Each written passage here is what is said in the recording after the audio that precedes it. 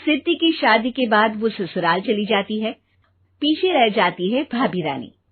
सिद्धि के ससुराल जाते ही भाभी कहती है, अरे वाह जी वाह, सारे कपड़े मेरे।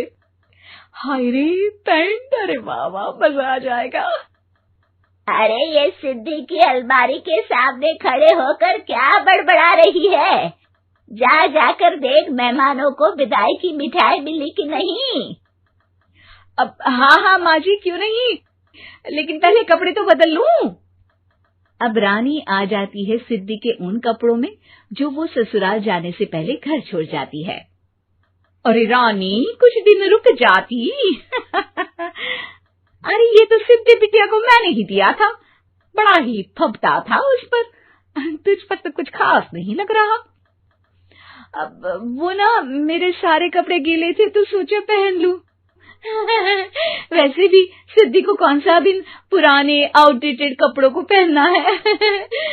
वैसे भी ये सूट तो मैंने तभी पहना था, वैसे खास है भी नहीं ये। हाँ ठीक है, लेकिन ना मेरी सिद्धि पर तो जमता था।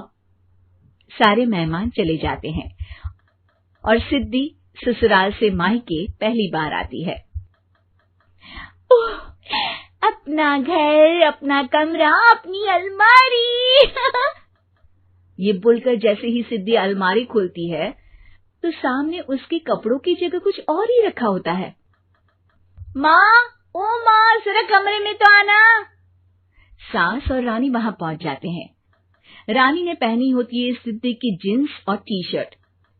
अरे भाभी, ये क्या? ये तो मेरी बड़ी ही महंगी टी शर्ट है, इसे आपने घर में क्यों पहनी है? अरे बहुत मिलती है दीदी ये चौक की मार्केट में, 150 में। ओ भाभी प्लीज, ये एरोपोस्टल है, 2000 की एक टी शर्ट।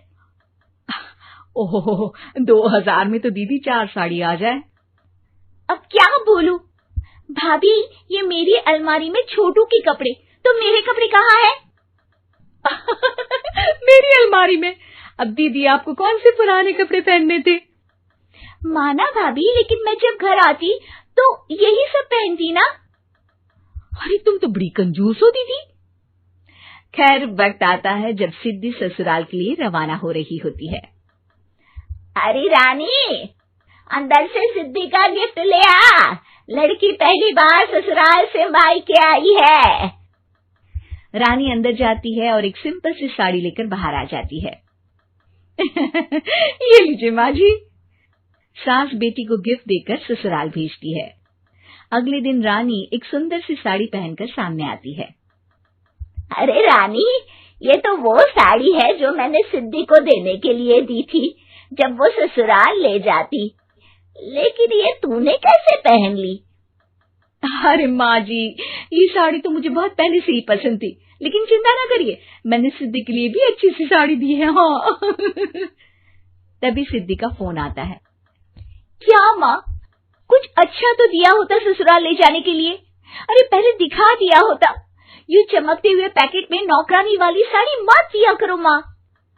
अरे बेटे, वो तेरी भाभी ने ना गलती से उससे पैकेट बदल गया। हाँ, मैं कल ही तेरे भाई के हाथ से तेरा वाला पैकेट भेज दूंगी।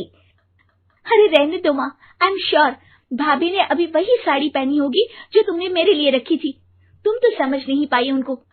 खैर छोड़ो, मैं ज्यादा बोलती अच्छी नहीं लगती, रहने दो, आपको उन्हीं के साथ रहना है, फिर बात करेंगे। सास को रानी पर गुस्सा आ जाता है। वो उसके कमरे में जाती है जहाँ वो शादी का एल्बम देख रही होती है।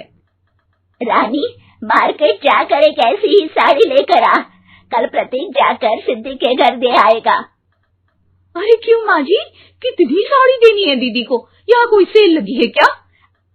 अरे चुप कर, मेरे बेटी के हिस्से की साड़ी खुद पहन ली, अब ज्यादा ज्ञान बांट रही है।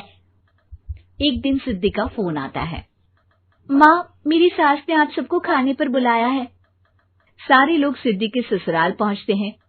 खाना खाकर वो लोग निकल रहे होते हैं कि सिद्धि की सास सभी को गिफ्ट देती है।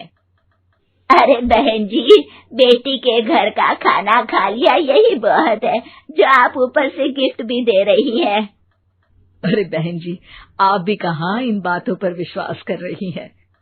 सास सभी को गिफ्ट देती है, लेकिन रानी को जो साड़ी देती है वो अजीब सी हरे रंग की लाल रंग के बड़ी छाप वाली होती है।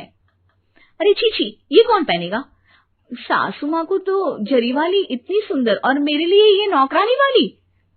अरे भाभी, दरअसल मैं जब भी घर आती थी आप वापसी में ऐसी ही साड़ी देती थी ना, तो माँ ने सोचा कि आपको आपकी पसंद की ही साड़ी क्यों ना दी जाए। बेचारी रानी, बोलती भी तो क्या। सिद्धि और सास रानी का चेहरा देखकर हंसने लगती है, तो रानी समझ जाती है कि अपने ही बिछाए जाल में वो फंस चुकी है।